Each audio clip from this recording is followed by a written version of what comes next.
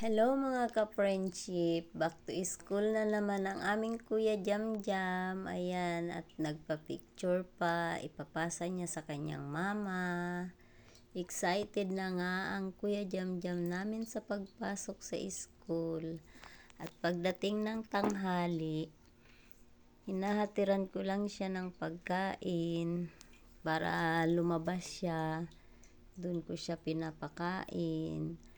Ayan, dalawa sila ni Ipi kumakain dito mga ka-friendship. Ayan, oh. Sarap ng kain nilang dalawa. Kaya naman mga ka-friendship, thank you for watching. Enjoy watching. Comment down below naman kung saan nakakarating ang ating video. Oh, saan ka pa dyan? Yummy ulam nila. Yan ang kaibigan niya, si Ipi. Hindi sila mapaghiwalay pag nasa school at classmate nga sila ngayon. Enjoy watching mga ka-friendship. Ingat, God bless.